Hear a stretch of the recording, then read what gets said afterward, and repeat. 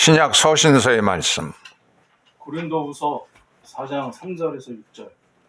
만일 우리 복음이 가리웠으면 망하는 자들에게 가리운 것이라. 그 중에 이 세상 신이 믿지 아니하는 자들의 마음을 혼미케 하여 그리스도의 영광의 복음의 광채가 비추지 못하게 함이니 그리스도는 하나님의 형상이니라.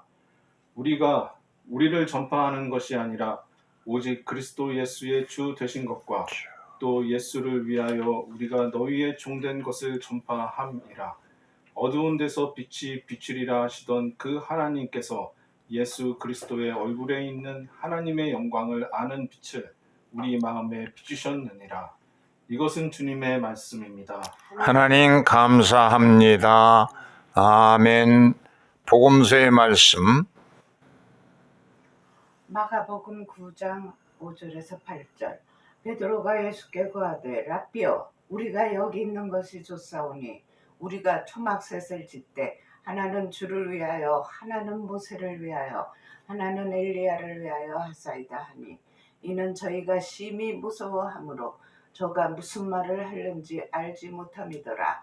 마침 구름이 와서 저희를 덮으며 구름 속에서 소리가 나되 이는 내 사랑하는 아들이니 너희는 저의 말을 들으라 하는지라. 문득 둘러보니 아무도 보이지 아니하고 오직 예수와 자기 복들 뿐이었더라. 이것은 주님의 말씀입니다. 하나님 감사합니다. 아멘. 입술의 모든 말과 나의 마음의 묵상이 쉽게 연락되기를 원하네. 아멘. 오늘은 오직 예수님뿐이라는 제목으로서 말씀을 드리려 합니다. 예수님의 변화산상에서 체험에 대한 말씀인데, 이것은 이스라엘 중앙에 있는 그런 사마리아 세겜 성의 북쪽에 있는 다볼산이라고 하는 그런 산인데, 이게 예수님이 변화되었던 변화산이라고 흔히 불려지는 산입니다. 이 남쪽에는 이 그리심산이 있습니다. 남쪽에는 그리심산이 있고 가운데 사마리아 마을 혹은 옛날에 세겜성이 있고 북쪽에 에발산 혹은 다볼이라고 불려지는 변화산이 있는데, 예수께서 이제 그 산에 올라가셔서 변화되신 그런 것을 기념하는 변화산상 주일을 맞게 되었습니다. 예수께서 자기의 제자들에게 엿새 후에 신앙 고백을 하고, 그리고 앞으로 예루살렘에 올라가면은 거기서 예수께서 죽임을 당할 것이다 하는 그런 말씀을 하신 다음에, 그런 다음에 너희들 가운데 살아서 하나님 나라의 영광을 볼 자도 있다 하고 말씀하신 지 6일째 되는 날 예수께서 제자들을 불러놓고서 말했습니다. 마가복음 9장 1절에 여기 섰는 사람 중에 죽기 전에 하나님 나라가 권능으로 임하는 것을 볼 자도 있다, 이렇게 예수님이 말씀하신 지 6일째 6.15가 되어서 12제자를 불러놓고서 저기 산 위에 올라가서 기도하려 하는데 너희 12제자 가운데 누가 가겠느냐. 그러니까 저마다 기도는 뭐 지상 위에 땅 안에 평지에서 하면 안 되나, 집에서 하면 하나님 응답이 없나, 투덜거리는 사람들이, 제자들이 있었습니다. 그런데 세 제자 베드로, 요한, 야고보 세 제자가 예수께 나와서 주님이 가시는 곳은 어디든지 우리가 따라가겠습니다 하고 이 세 제자가 주님을 따라가기로 했습니다. 그래서 베드로, 요한, 야고보 이 세 제자를 따로 데리고서 예수께서 높은 산에 올라가십니다. 예수께서 앞서가시니까 베드로, 요한, 야고보 다 뒤따라서 높은 산을 올라가게 되었습니다. 그래서 예수께서 기도하시는 가운데 예수님이 변형이 되셨습니다. 저희 앞에 예수께서 변형되사 이 겉에 모양만 변화되는 것이 아니라 전체가 변형되는 그런 사실을 예수께서 이제 몸소 겪으시고, 제자들이 보니까 마가복음 9장 3절에 그 옷이 광채가 났다 그랬습니다. 그냥 눈부시게 찬란한 빛이 막 예수의 옷에서부터 쏟아져 나오고, 그리고 예수님이 이렇게 옷도 휘어지고 얼굴에서도 광채가 나고 그러는데, 구약의 대표인 모세 하면은 율법의 대표죠. 그리고 예언자의 대표인 엘리야가 예수님 좌우편에 나타나서 예수님과 함께 대화를 나누는 그런 장면을 제자들이 목격하게 됩니다. 마가복음 9장 4절에 보면은 이에 엘리야가 모세와 함께 저희에게 나타나니 예수로 더불어 말씀하거늘, 그렇게 말했어요. 사방에는 구름으로 가득 덮이고, 구약의 대표인 모세는 뭐라고 예언했느냐면 후대에 나와 같은 예언자를 하나님께서 보내실 것이다 하고 메시아가 나올 것을 예언했고, 엘리야도 메시아가 오기 전에 엘리야가 와서 길을 준비하리라, 그렇게 예언되어진 구약의 대표적인 예언자의 대표가 엘리야였습니다. 그러니까 율법의 대표, 예언자의 대표, 구약 성경의 대표적인 두 인물이 나와서 예수께서 예루살렘에 올라가시면 이제 사람들에게 배반당하고 죽을 것이다 하는 예수의 죽음과 부활에 대한 그런 얘기를 예수님과 함께 더불어 하는 것입니다. 그래서 이 그냥 너무 황홀경에 빠져서 잠들었던 이 베드로, 요한, 야곱이 보니까 너무 아주 황홀하고 그렇거든요. 그래서 베드로가 말을 합니다. 라삐오, 우리가 여기 있는 것이 좋사오니 우리가 초막 셋을 짓되 하나는 주를 위하여, 하나는 모세를 위하여, 하나는 일리야를 위하여 하겠나이다. 이렇게 말하는데도 자기가 무슨 말을 하는지를 몰랐습니다. 얼떨결에 너무 황홀하고 너무 영광스럽고 감격스러우니까 무슨 말을 해야 될 텐데 그냥 얼떨결에 중얼중얼 한 것이라. 자기들이 자기가 하는 말이 무슨 말인지도 모르고 너무 심히 무섭기도 하고 두렵기도 하고 영광스러운 황홀경에 빠져서 이렇게 말을 했다는 겁니다. 그러다가 문득 둘러보니까 아무도 보이지 않고 오직 예수와 자기 자신들 뿐에, 이제 구약의 대표였던 모세도 사라지고 엘리야도 사라지고 남은 것은 예수님뿐, 그리고 황홀경에 도취되었던 자기 자신들밖에 남지 않았다고 말씀하고 있습니다. 베드로는 훗날 베드로 전후서를 쓸 때에 베드로후서 1장 17절 18절 빨간 글씨 한번 읽어보겠습니다. 우리는 그의 크신 위엄을 친히 본 자라. 지극히 큰 영광 중에서 이러한 소리가 그에게 나는, 이는 내 사랑하는 아들이요 내 기뻐하는 자라 하실 때 그의 하나님 아버지의 존귀와 영광을 받으셨느니라. 네. 베드로는 그것이 훗날에도 아주 생생한 체험이 되었습니다.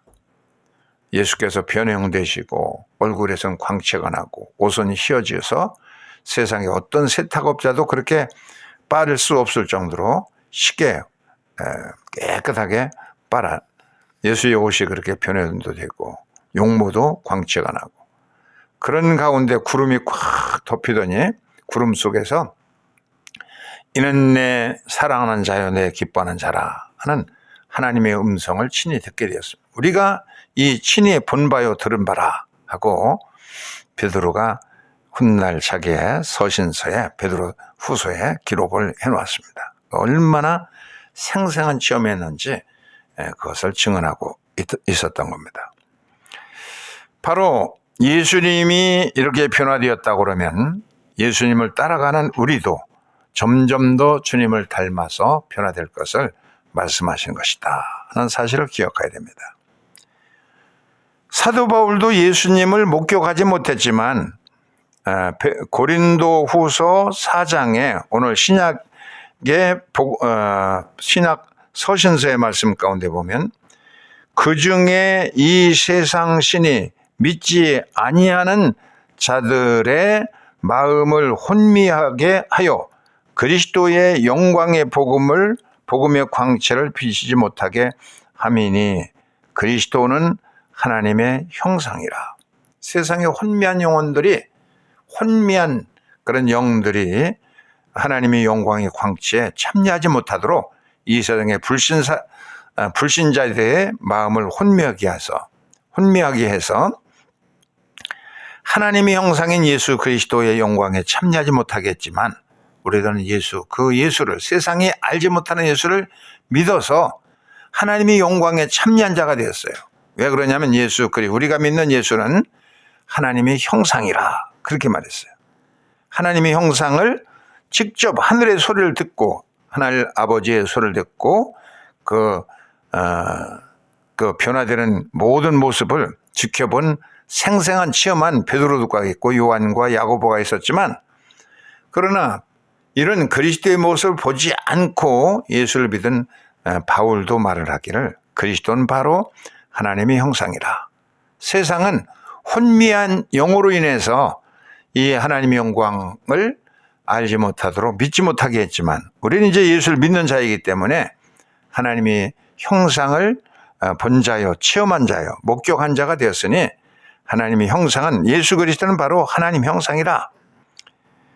이것을 히브리어 성경에서 보면 이 신약 성경 고린도후서 4장 4절 뭐라고 되어 있냐면 하메시아 젤렘 엘로힘 하 엘로힘 젤렘 하 엘로힘 하나님의 형상이라. 그리스도는 메시아는 하나님의 형상이라. 그렇게 구약 성경의 창세기에 보면은 바로 아담과 하와 타락하기 전에 하나님의 영광 형상대로 지음받은 아담과 하와를 하나님의 형상에 따라서 지었다고 했는데 그 하나님의 형상을 잃어버렸잖아요. 그런데 바로 예수 그리스도는 둘째 아담으로 오셔서 바로 이 메시아이신 예수는 하첼렘 하 엘로힘 젤렘 하 엘로힘 하나님의 형상이 바로 예수 그리스도다. 그래서 예수 그리스도를 믿는 우리들은 하나님의 형상에 참여하고 우리도 점점 예수 그리스도를 본받아서 하나님의 형상을 온전히 이루게 된다는 사실을 말씀해 주고 있습니다. 이제 주님은 세 제자를 데리고서 다시 세상으로 산내에서 내려오셨습니다. 마태복음 17장 9절에 그들이 예수님과 세 제자가 산에서 내려올 때에 이렇게 말씀했습니다. 베드로는 황홀경에 빠져서 그 영광스러운 그런 신비스러운 산에 모세와 엘리야와 함께 머물고 싶었습니다. 그래서 초막셋을 짓고 영원히 살고 싶었는데 근데 예수님은 이제 구약의 대표인 베드로도 모세도 사라지고 엘리야도 사라지고 예수님만 남아서 제자들을 데리고 산 아래로 다시 내려왔다고 말씀하고 있어요. 산 아래는 어둡고 혼란스럽고 귀신 들리고 여러 가지 문제가 많은 세상입니다.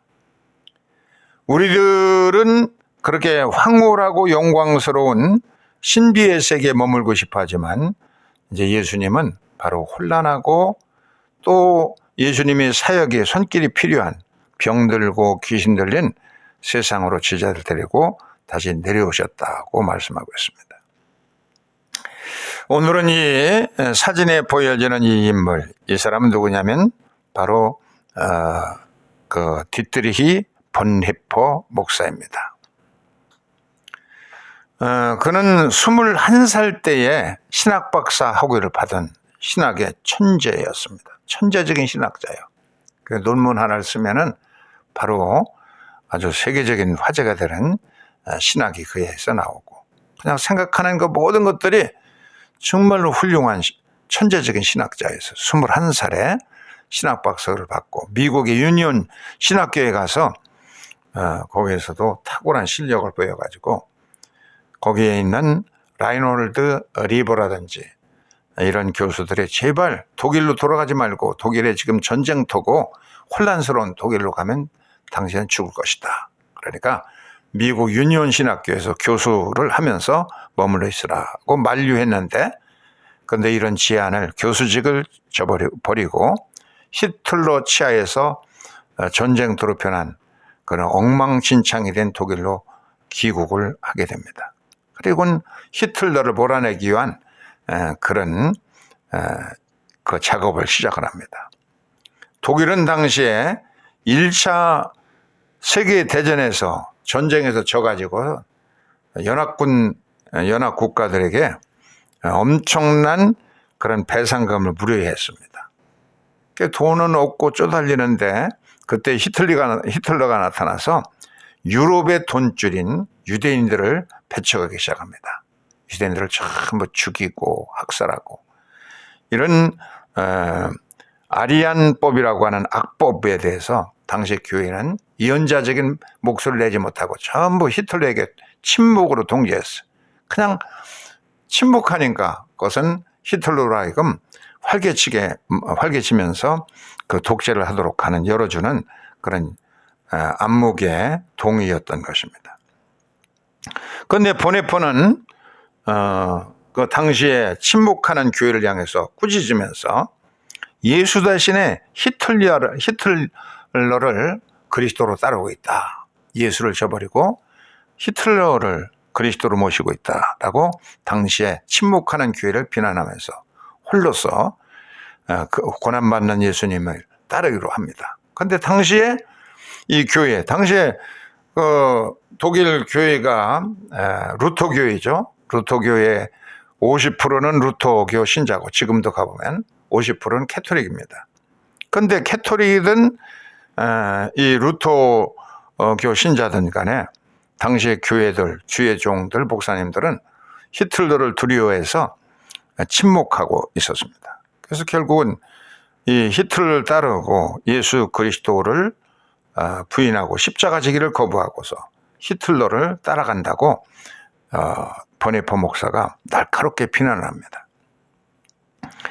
그래서 1940년에 보네포 목사는 히틀러 암살단을 조직을 해서 거기에 참여하게 됩니다.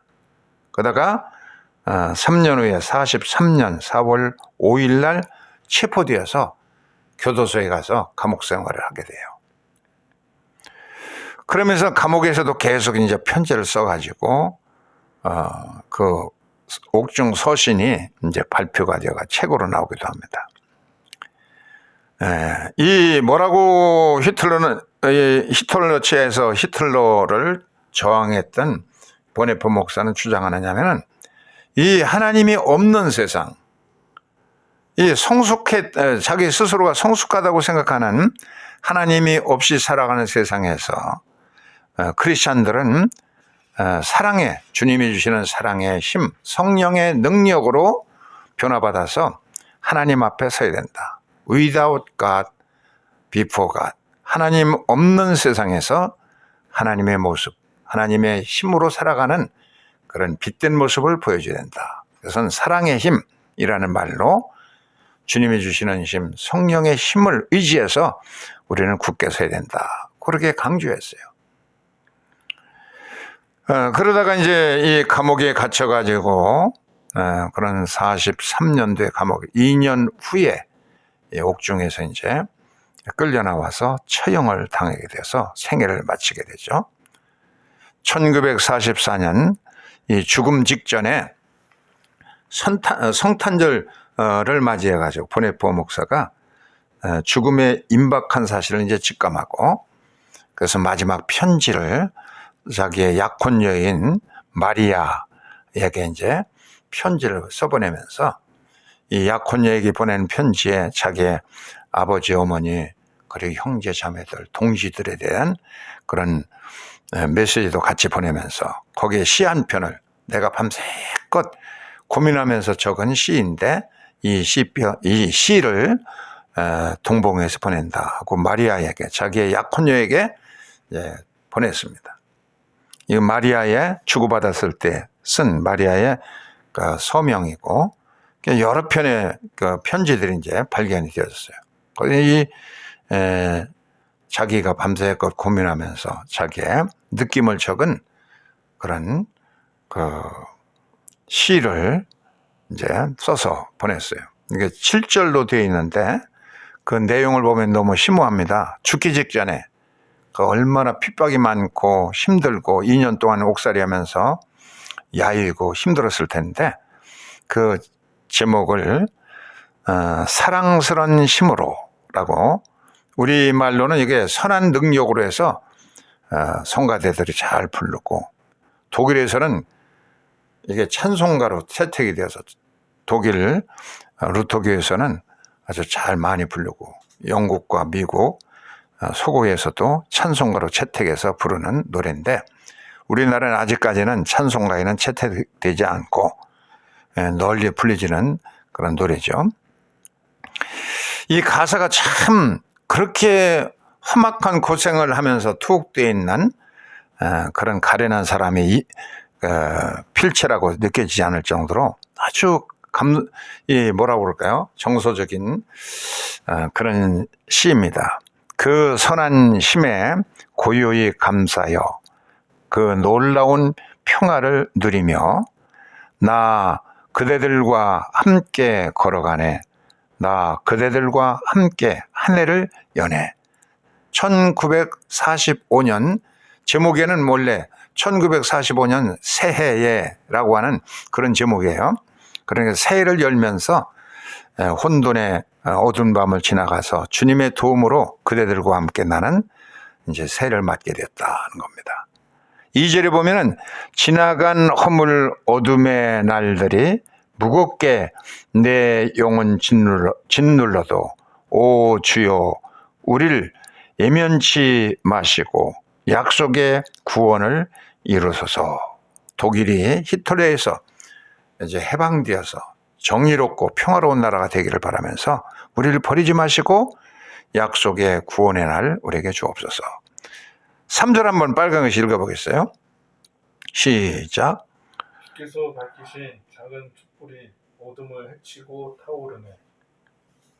그 빛에 우리 모두 하나 되어 온 누리에 비추게 하소서.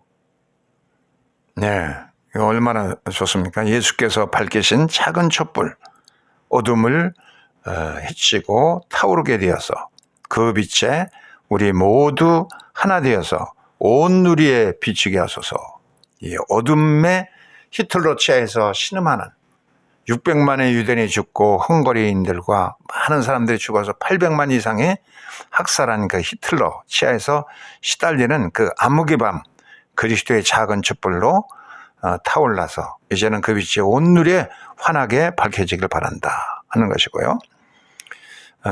이제는 다시 하나가 되어서 당신의 빛 안에서 빛나는 그런 세상을 이루게 해달라 하면서 그 선한 심이, 요거를 영어에서는 loving force라고 그랬어요. 사랑의 힘, 사랑의 힘이 우리를 감싸니 믿음으로 믿음으로 일어날 일을 기대하네. 주 안에서 주 언제나 우리와 함께 계셔. 하루 또 하루가 늘 새로워. 하루하루 주님이 주시는 이 사랑스러운 힘으로 우리는 새날을 살아가면서 늘 새롭게 살아간다. 이제 죽음 이후에 더 이 나라가 해방되고 이제는 정의와 평화의 나라가 될 것을 꿈꾸면서 이 사랑스러운 힘으로라는 찬송 시를 지어서 보내었고, 이것이 찬송가로 채택이 되어서 전 세계에 불려집니다. 바로 변화산상에서의 예수님을 체험했던 베드로, 요한, 야고보, 예수님 승천 이후에도 그 영광스럽고 사랑스러운 힘으로서 목숨 걸고 복음을 전했습니다. 이 혼돈의 세상 속에서 이 혼돈의 세상을 이기고 주님께서 밝히신 작은 촛불 하나가 이제는 이 혼돈 속에 있는 흑암의 독일 세계를 밝혀서 온누리를 환하게 해방시킬 날이 올 것을 믿었는데, 이 히틀러가 처형되고 바로 2주간 지나서 21일이 지나서 히틀러는 자살하고 그 혼란스러운 세상 끝나고 참 가장 정의로운 사회, 이런 복된 사회를 독일은 이루어가고 있습니다. 우리에게도 이 혼란에 가득한 어둠에 가득 찬 이 세상을 비관하지 말고 주님이 주시는 사랑스러운 힘, 조용하고 사랑스러운 힘에 감싸여서 살아가서 이런 힘으로서 어둠을 이겨내고 주님이 밝히신 작은 촛불이 이것이 온누리를 환하게 밝히는, 우리도 그 작은 촛불이 되어서 세상을 밝히는 사랑의 힘으로 살아갈 수 있기를 주의 이름으로 축원하고, 이제는 우리는 이 보네포 목사의 이 설교 가운데 보면은 구약의 선악과 있죠. 선악과와 생명과를 이제 뭐에 비유를 하고 있냐면 에덴 동산에 있었던 선악과와 이 생명나무 과일, 이것을 뭐에 비유하느냐면 선악과는 먹음직하고 보암직하고 지혜롭게 할 만큼 탐스러운 나무였지만 결국은 사망에 이르는 그런 나무였습니다. 죽음의 나무였어요. 사실은 생명나무는 이걸 먹으면 영생하는 것인데, 이건 어떤 것이냐, 이 선악을 알게 하는 나무는 본능과 쾌락을 찾아서 그냥 보암직하고 먹음직하고 그래서 내가 하고 싶은 대로 내 멋대로 살아가는 그런, 결국은 파멸로 이끄는 그런 나무고, 본능의 나무, 쾌락의 나무이고, 생명나무는 뭐냐면 그걸 붙잡아서 그 열매를 먹으면은 영생이 이르는 거기 때문에 십자가 나무다. 예수 그리스도의 십자가 나무는 우리에게 영생을 주기 때문에.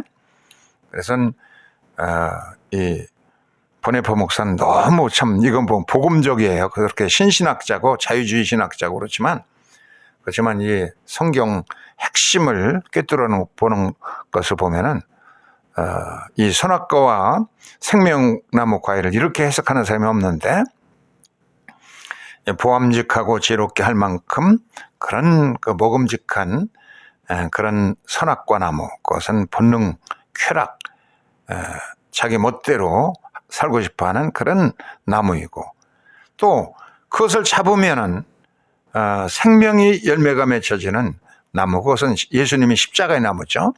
그것은 보네포는 그렇게 해석했습니다. 이것은 생명나무는 십자가의 나무다.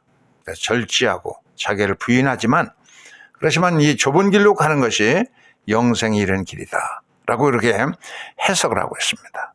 우리 앞에는 이렇게 두 나무가 언제든지 있습니다. 선악을 알게 하는 나무가 있고, 보암직하고 먹음직하고 지혜롭게 할 만큼 탐스러운 나무가 있고, 아담과 하와는 그 나무를 택했다가 멸망받고 말았습니다. 그런데 십자가 나무가 있습니다. 힘들고 어려운 것 같지만 이 좁은 길, 절제하는 길, 자기를 부인한 길로 간다 그러면 이것은 영생의 나무, 여러 가지 사랑과 희락과 평과 오래 참음과 자비와 양성과 충성이 좋은 열매가 맺혀지는 그런 나무인 것입니다. 이제 3일 후 2월 17일은 제의 수일이죠. 이마에다가 제를 십자가 표시를 하고 사순절기로 돌아가는 제의 수일입니다. 그래서 40일, 주일 빼고 40일을 사순절이라 그렇게 부릅니다. 이 40일 동안에 생명의 길로 우리가 나가는 훈련을 해서 우리에게 영생에 주는, 보네포는 짧은 생애를 살았지만은 인류에게 끼친, 신학계에 끼친 영이 너무나 큽니다. 심지어는 전광훈 같은 사람도 내가 보네포다 그렇게 주장을 합니다. 그러니까 보수주의자든 뭐든 간에 보네포는 다 존경하는 거예요. 세상 사람들이. 우리에게 끼친 영향이 큰 이 보네포의 삶과 같이 결국은 십자가를 지고 살았지만 영생으로 우리 인류에게 스승이 된 것처럼 이 제 예수일부터 시작하는 2월 17일부터 시작하는 이 사순절기 동안에 단련과 절제를 통해서 그리스도의 형상을 찾아갈 수 있는, 그래서 많은 사람들이 이 자기 멋대로의 삶을 살아갑니다. 이런 혼란한 세계 속에서 우리가 이 생명의 나무를 향해서 한 걸음 한 걸음 그리스도에게로 다가갈 수 있기를 주의 이름으로 축원합니다. 그래서 우리 한국 크리스천들은 태극기 부대 같은 그런 아주 그냥 믿음이 아주 너무나 뜨겁잖아요. 뜨거운 믿음을 가지고 있어요.